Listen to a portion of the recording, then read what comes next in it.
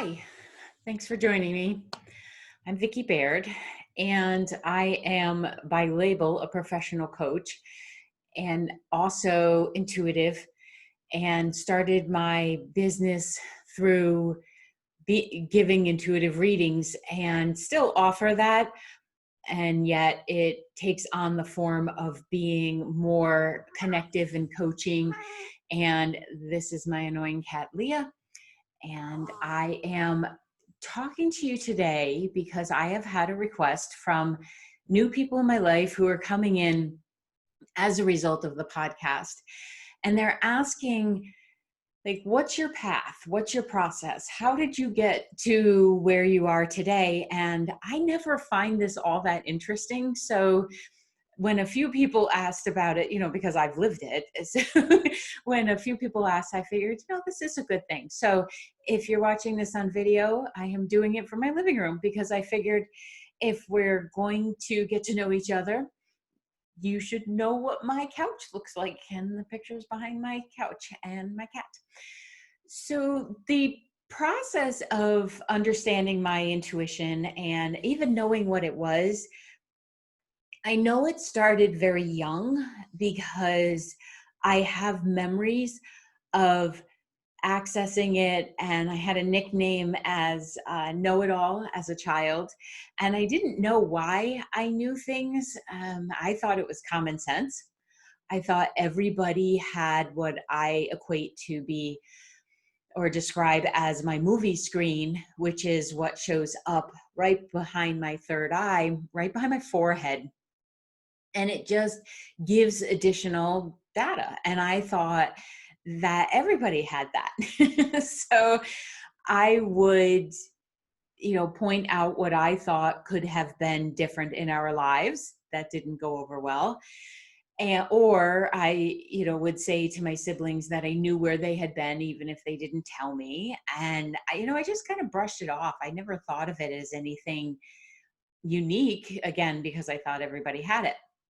There was an experience when I was likely a teenager where I had encouraged my mom and had said to her that we needed to open up this wall in the closet because I felt like something was in there. And it did turn out to be that there was a box of love letters in there. And uh, the pull on it, the energy pull on it, for me, I couldn't have even described. And even after that happened, I just brushed it off and said, see, told you something was in there. But if you've listened to the other episodes, you know that our family was not one where we discussed things. So that habit likely came very easily to me, to be able to say, it's no big deal, don't talk about it, because nobody's going to talk about it anyway. So why even bother bringing it up? So I know this stuff almost retrospectively because it wasn't until I was in my very late 20s, when I was 29 when my mom passed. And I have joked, but I'm actually pretty certain she did this, that on her way out, there was a certain smack on the back of my head that said, go ahead and do that thing you did as a kid. And which was talking about spirits, which was talking about the things in the wall, and just knowing what was going on with other people. So in addition to that, I was often referred to as being super sensitive, always crying, even when things weren't particularly rough, because we did have some patches where it was okay, even pretty good. So I would cry at the drop of a hat, and which was fascinating to remember because later on in my life, I shut all of that down, and I was like, I'm not showing any emotion. I'm not letting anything get in. So this happens a lot to people who are empathic. And I think it happens to all of us well, it can happen to all of us. It doesn't happen to all of us, but it can happen as a result of life experiences and all that. So it was when I was around 29 when she passed, that going through that, but also she was the first person truly close to me who had passed in my life. So there was also not a heck of a lot of support there, plus raising 3 kids. It was a little busy time. But I really believe she smacked me on the back of the head and said, go do that thing you do. And it opened up for me questions about the continuity of life. Now, my parents were ill most of my childhood, definitely all of my teen years and my 20s and stuff. They were both of them having significant health issues and in and out of the hospital. So I think that also became a norm, and we didn't question. When I think back on it, I realize, wow, we did not question anything. And now I question everything. So it's helped me out. With my mother's passing, I started questioning the continuity of life and, the realization that that could happen to anybody, and including my own children. Like, that had never even occurred to me before. And I know that's because I have a level of trust at the soul level that I can't even explain. I've tried to put it in words, and I just don't know that there's accurate adjectives to describe it. And I'm left wanting for a description of what that feels like. And again, something else that I didn't realize, not everybody's walking around with. So I feel like that's part of my journey here, is to help people connect that soul self with their human self. And so everybody, at least that I get to connect with and who wants to do the work, can have that feeling, that sense of surety that comes from it. So when she passes, I watched that movie very shortly after she passes, What Dreams May Come, with Robin Williams. And it answered a lot of questions. I will preface this with the suicide scene is not accurate for those on the other side. So at least not in my experience. So that helped me to connect and to have a little bit of information. And it also sent me on a journey of inquiry. And at the time, Hay House Radio had just come on. If you're not familiar with them, it's HAY. And there were a lot of programs that we now call podcasts. And I was listening to those while working in an office, and just studying, and there were shows on angels, there were shows on what is I don't think they called it intuition, but what it tended to go more in the direction of psychic abilities, which is the same thing. It's just at what level are you using it. So there was this whole questioning of who I was, and I know that the majority of us as humans encounter that throughout our life. Who am I? What do I want? What's my purpose? I hear that a lot. And it started this ball rolling. And then thankfully at the time, my daughter was still young, and I realized, wait a minute, I don't want her showing up at 30, 31 years old, questioning everything. I mean, she's going to question, and she's going to have to find her own path, but I didn't want her to wonder that if she has a question, would I answer it? So I figured I better do some research. And along those same time, one of my stepsons was having a difficult time with the mother he chose in this lifetime, his biological mother. And someone suggested he see an intuitive, and I didn't know what that was, but I wasn't going to send a kid by himself. So we went as well, his father and I. And while I was in session, I remember her looking up over our heads. And if anybody's had a session with me in person and now on video, that happens because that's where my movie screen is. That's where I'm looking to access what's not Vicky, but what is the information pertinent and relating to the person I'm speaking with. So when she got all done, I asked her about that. And I asked her, doesn't everybody have a movie screen? And she said, no, they don't. So that opened up even more for me. And I just started really, really studying and reading everything I could get my hands on, while at the same time pushing it away. So I don't want to make it sound like I was like, oh, goody, this is something that is amazing and wonderful, and I'm just going to jump in with 2 feet. No, no, no. I pushed that away because on some level, having not had any discussion about any of this, nor any um, religious background, which I think serves me, but I also didn't have any frame of reference for, a God energy, a source energy, deities, or I didn't have any of that.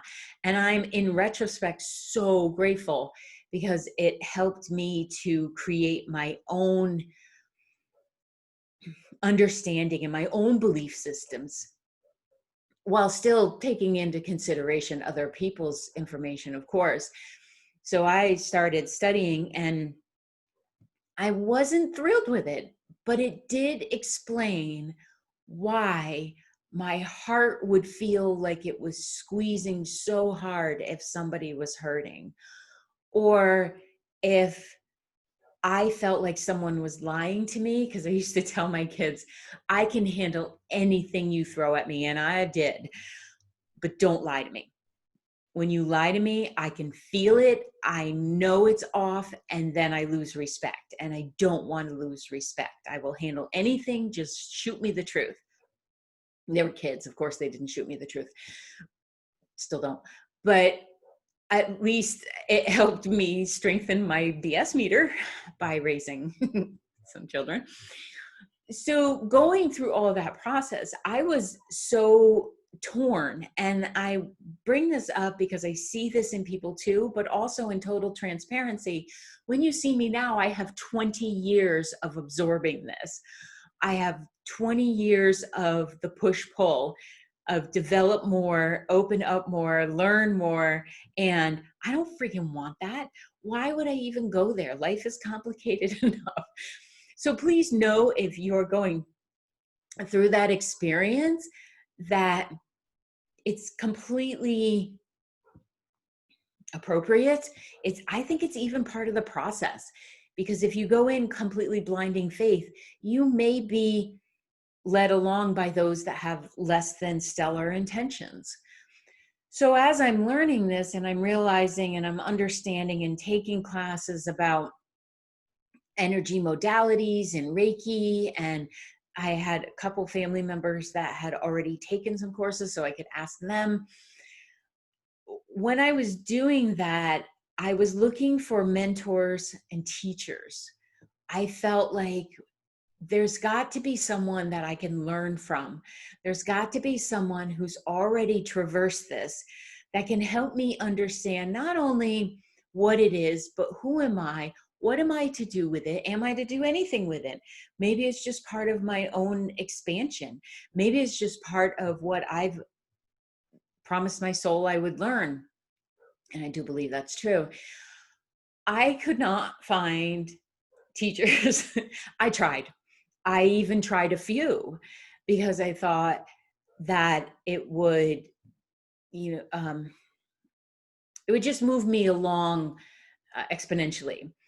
And the ones that I felt I could learn from, and of course I learned something, but not what I was intending, or what I wanted to, not what I was intending. Every one of them, I tried 3 different ones, and my rule of 3: if it bounces on my head or through my head 3 times, I pay attention. But if something is not lining up after 3 tries, I let it go.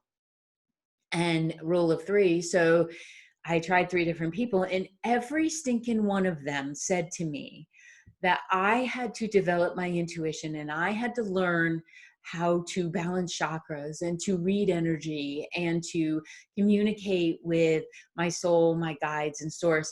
And I had to do it their way. And I just knew it was wrong. I was like, that is not possible.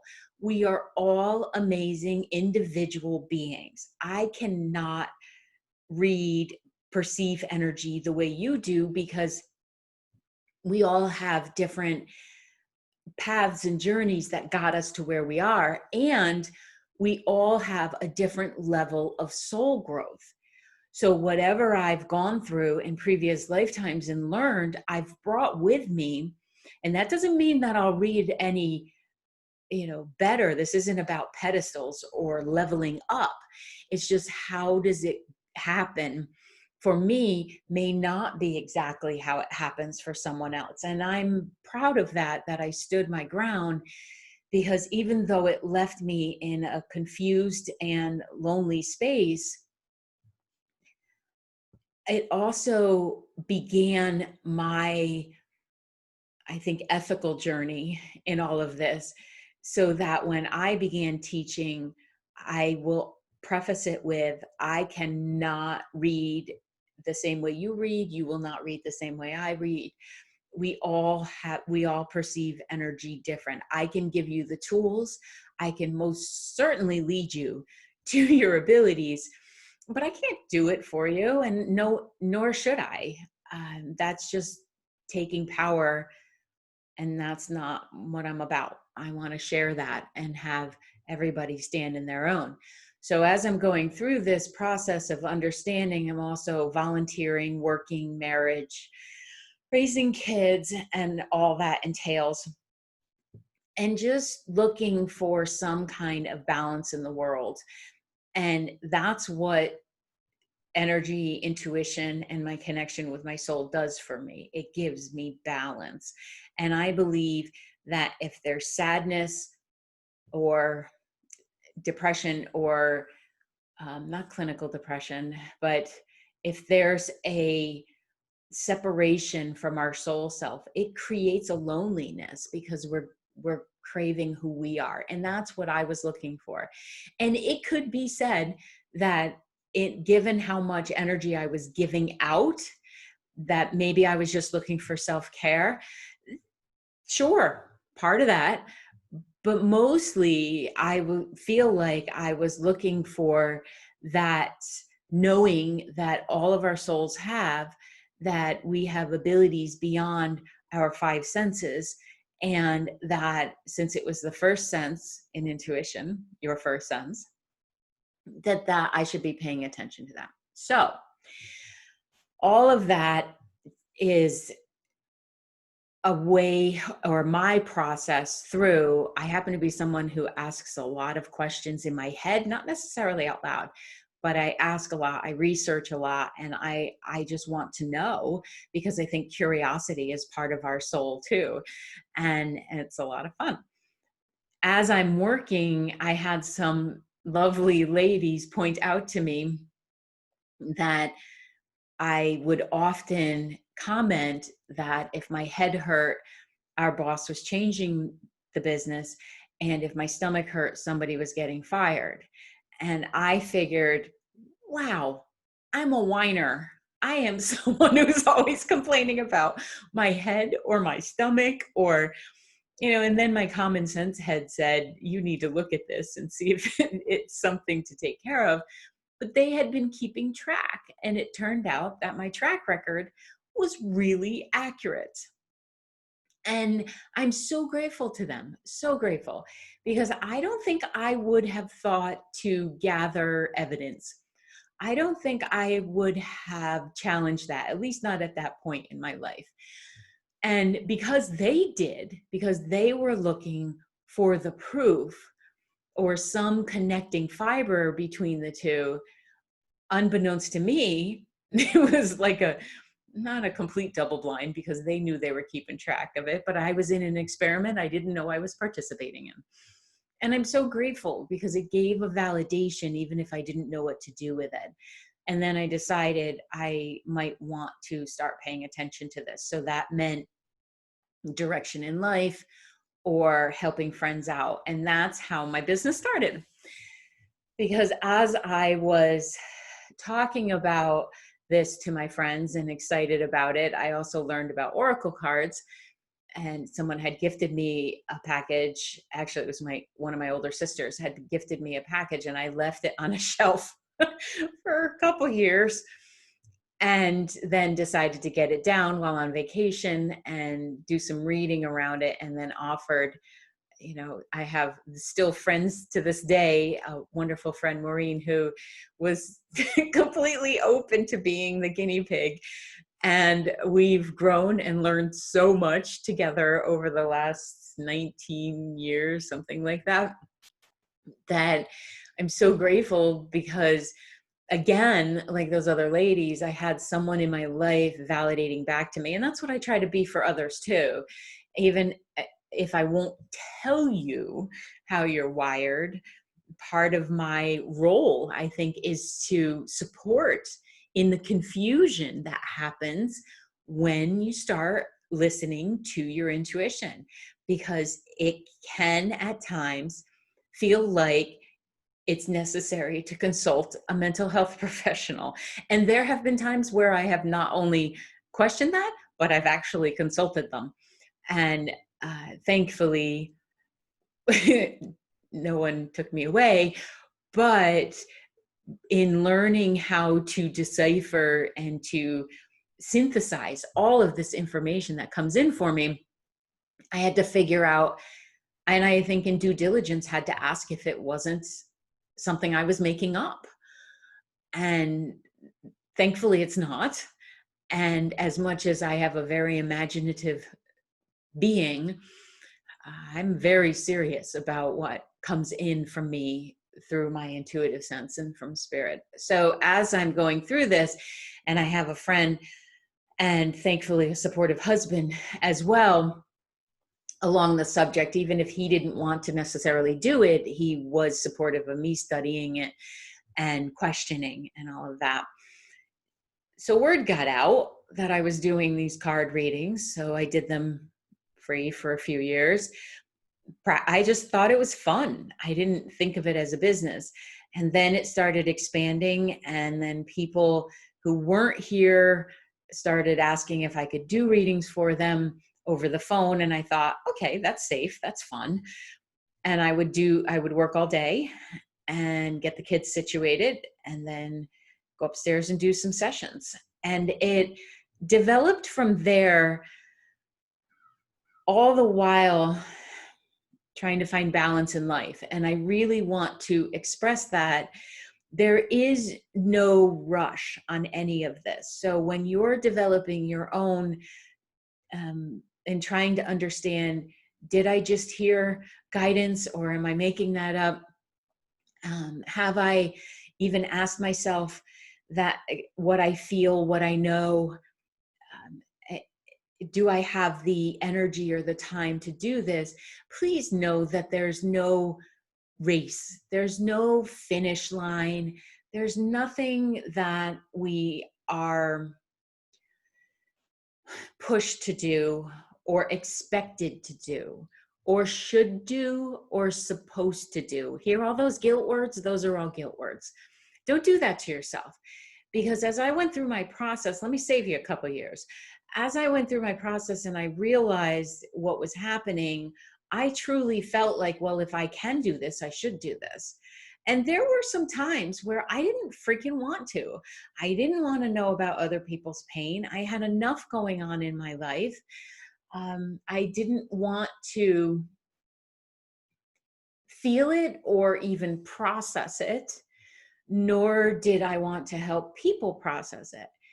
But there was this push within me that said, yes, you do. And I think it's that curiosity. I felt like if I can help and I have this wiring, and at times it was very self-sabotaging, and I just don't want other people to go through that. If you do, I guess that's you and that's your choice.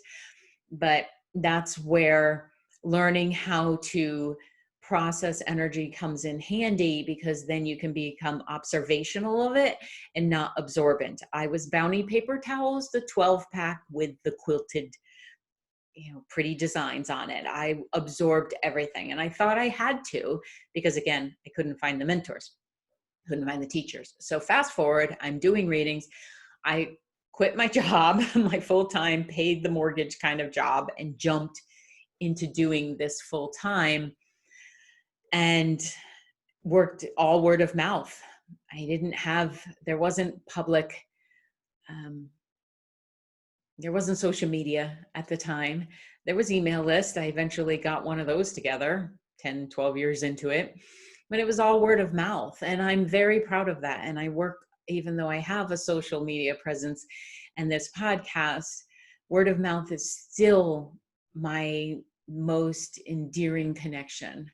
And that's why I'll never purchase an email list or do any of that. So all of you sending me that idea and stuff through LinkedIn, knock it off, because I'm not going to do it.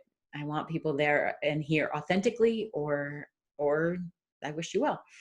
So the whole time I'm doing this and expanding my own intuition, I had people around me supporting, and yet it felt incredibly isolating and lonely.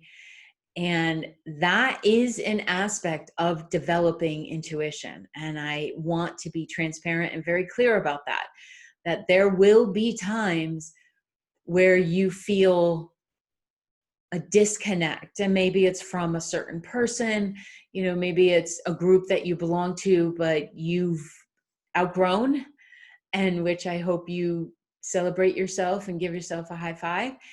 Please know it's temporary if you stay committed to what your growth is. If you know, why are you developing it in the first place? If it is to hang a shingle out and to charge for sessions, I need you to reconsider that, because I don't want your health being impacted by being out of alignment. And if your only intention is to develop so you can charge, you are out of alignment, my friend. And you need to step back and do a little soul searching and a little bit of conversation seeking inside. It's fine that you charge. I wouldn't have a business if I didn't charge. But that alignment has to be there. And if the motivation or the intention is to grow that list, or to be on the stage, or to do the readings in public and stuff, check that. Check that ego at the door, get back in there and do some work, because we don't need any more people walking around exploiting other people's emotions for their sake. Can you tell that this is kind of a hot topic for me? It takes commitment. It takes work. It takes reverence to develop your skill sets. Don't sell yourself out for $1, for a following, for the quote unquote notoriety that comes with it. I have been offered, at least in the development stage, to do my own show, right? And I said, I'm so boring. Like, I do laundry, I vacuum, I don't do drama, I go for hikes, I needle felt. Yeah, I meditate. And yeah, I talk to energies that other people aren't necessarily seeing at the time in the grocery store. But it's not all the time. This is something that's inherent in all of us. It should be there and as welcomed as much as, and as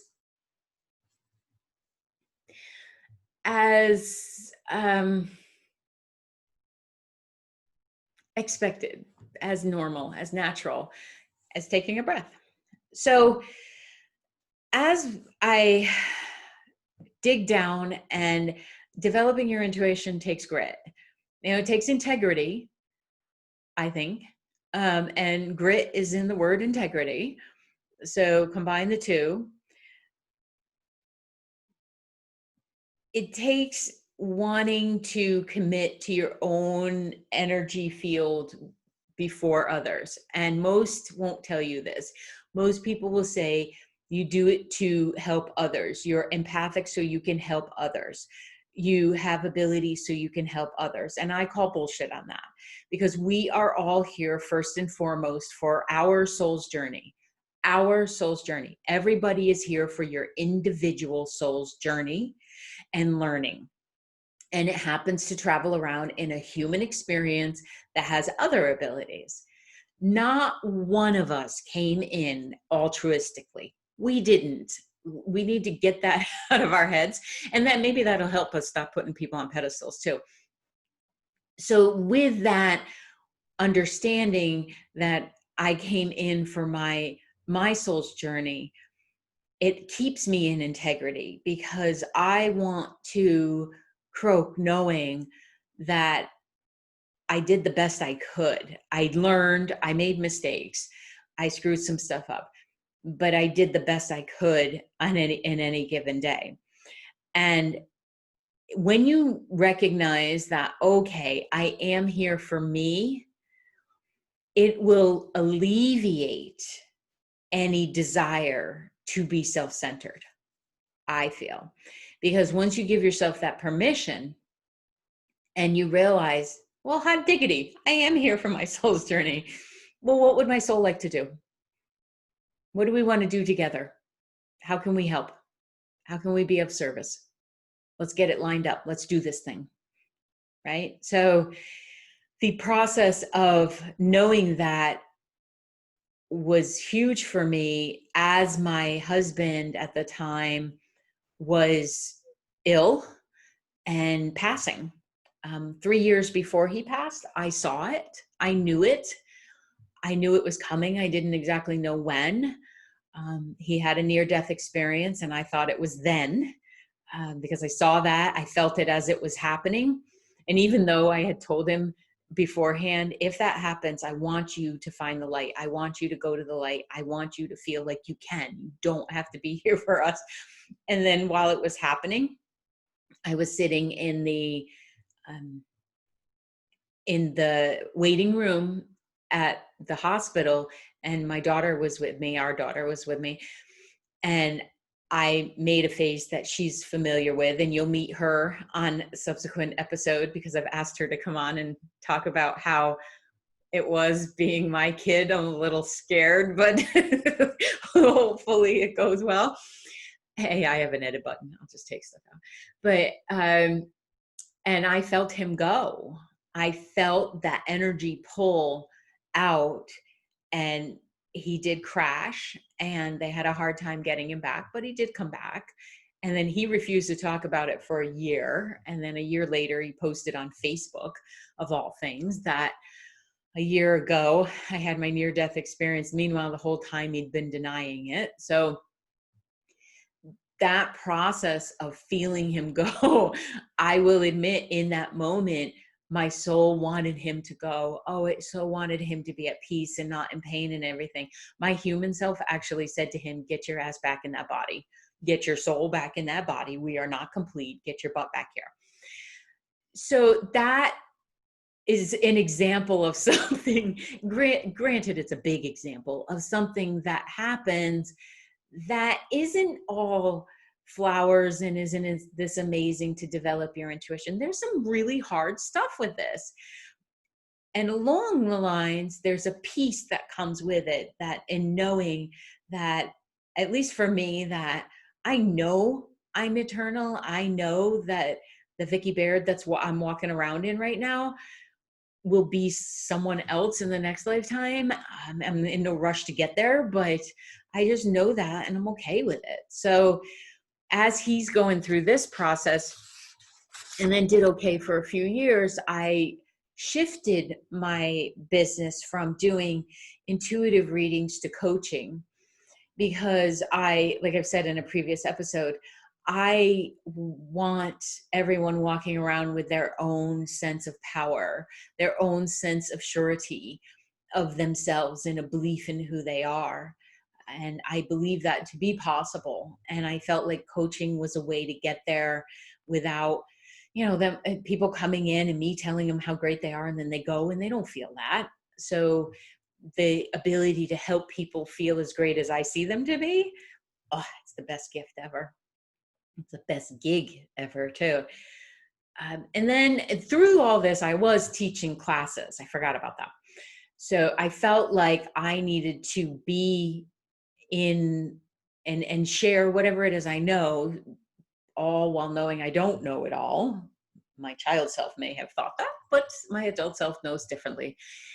And I started teaching classes on how to develop this and how to feel your own energy field, how to connect with the guides, how to raise the vibration, and really how to do the not so glamorous everyday work of intuitive development.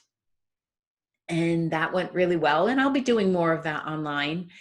I know I keep saying that, but there's only so many hours in the day and I'm working on this stuff. So I promise you it's coming. And at the same time, I was making a lot of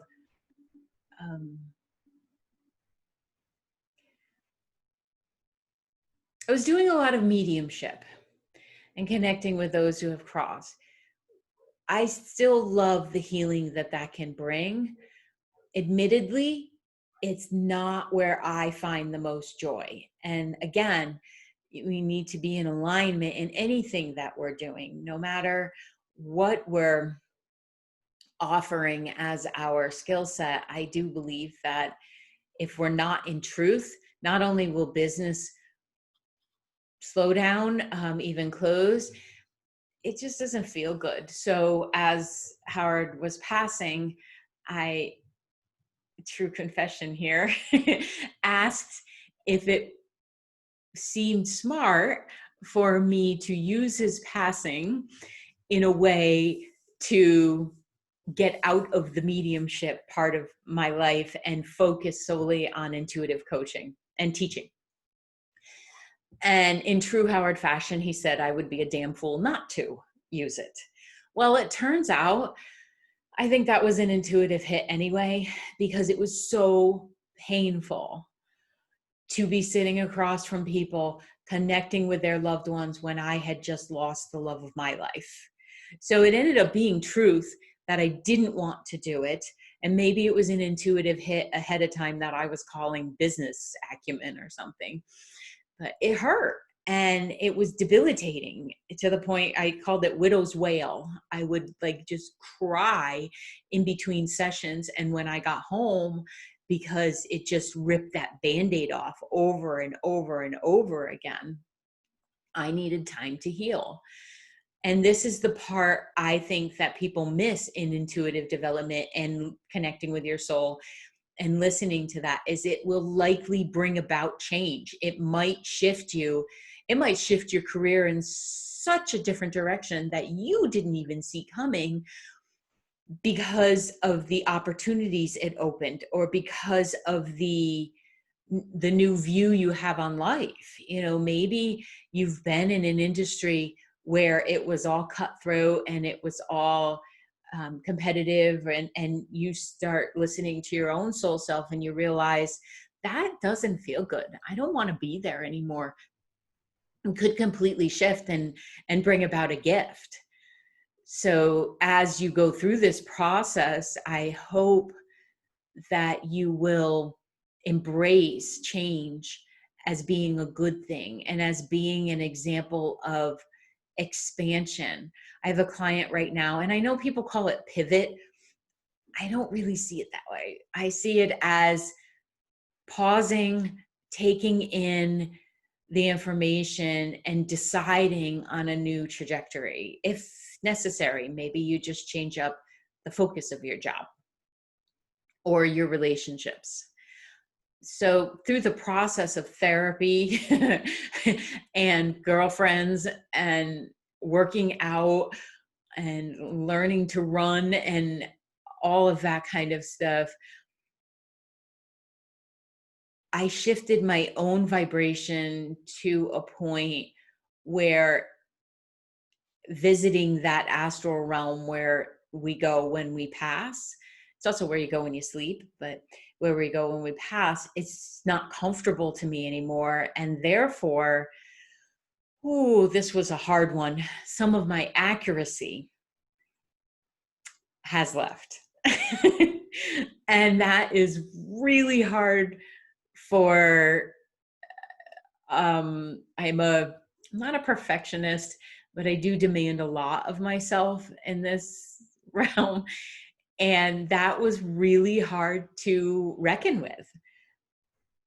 And in all likelihood, a gift because it defragged some other space that I feel like it's much easier for me to see the people who are in front of me living in full, flesh machines walking around. I can now see clearly your soul process, where dipping down into that astral realm, it just does not work for me anymore.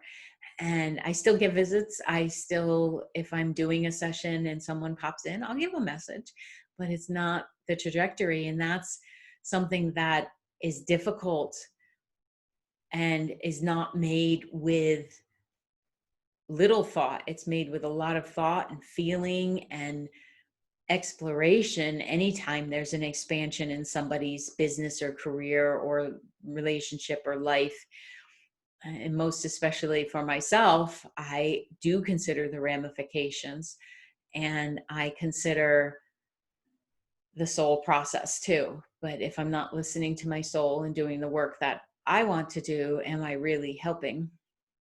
So I will always be working on my intuitive abilities. Some new stuff is showing up all the time. And I want to bring that to people. And I want to encourage that I may be able to see and help you chart a course for your life because this is my soul's expression. But that doesn't mean I would say what your soul's expression is. That's up to you. I believe in working together because that's where the greatest joy is for me as well. See, it's all about me. We all have an amazing light within us.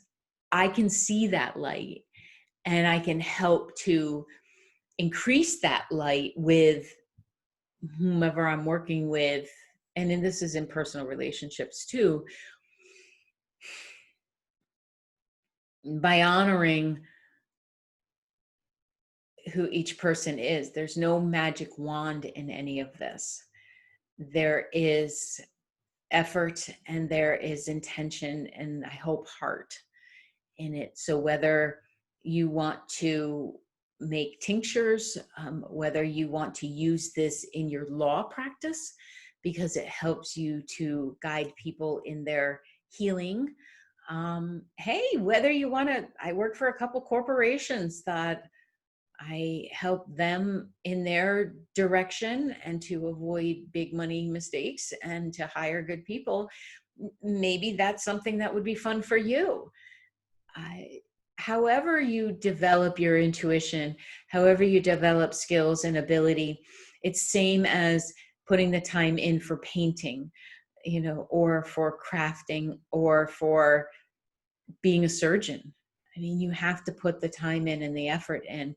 And I wanted to kind of give an overall view of my journey without sugarcoating it, because I realized by not sharing that too, and sharing some of the bumps and bruises along the way, it makes it look like something that's so easy. And if you're finding it difficult or you're finding it lonely because nobody in your circle discusses these things, I don't want to do a disservice to people in saying and showing just the shiny side, although 99% of it is shiny now. There is a 1% that can be tough when I realize that someone I thought I could trust, I can't. All the human things, right? It still hits on those levels. So I want you to recognize that if you put some effort in, there might be some moments in the middle that are tough. Like anything else worth it, you work for it and you put the energy in. It's not always easy being me. Sometimes the way humanity treats each other is incredibly painful to me, and not because of what they're doing or how we're acting, but because I know the potential. And what's sad to me is so many not striving for that potential. So it can be incredibly lonely. And there can be times where I feel like an absolute freak, truth be told. And then I remember my soul. And I remember that for whatever reason, I signed up to learn this, to know it, to teach it, to share it. Oh, it's just such a blessing. And those moments that are tough and that require some digging deep, it's just worth it. It's so worth it. So everyone has something amazing to offer. You all do. We have, by being you, by connecting your soul with your brain, with your heart, you've already offered something amazing. Hope to yourself. And then if you have it within you to share with others, that's great. It's most important that you realize that connection and that there's not comparison in that connection, and that you strive to be wholly connected to self. Because even though I'm so honored to be asked about my journey, it's mine, and yours is equally as amazing. And while I may think that all of this stuff is just natural because this is who I walk around in, I can't paint. I can sort of cook. But I feel like we all have amazing hearts. And if we connect with that and we connect with our soul, and you give yourself permission to feel your value, that's the journey worth listening to, isn't it? Thank you for listening to mine. And I hope you'll enjoy the upcoming episodes when I have my daughter on and my granddaughter on later, and maybe pull in some friends, because I'm kind of interested. I've not asked them what it's like to be my friend.